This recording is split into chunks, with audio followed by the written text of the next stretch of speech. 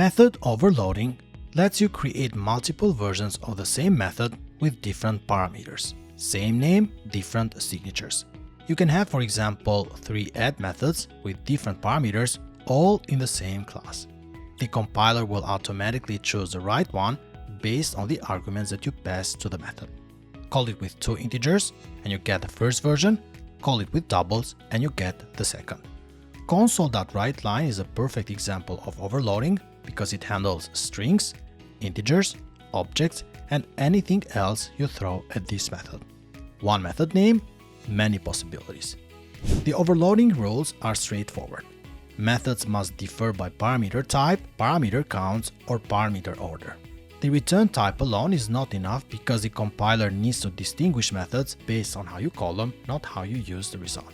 Get the parameters different and overloading works perfectly.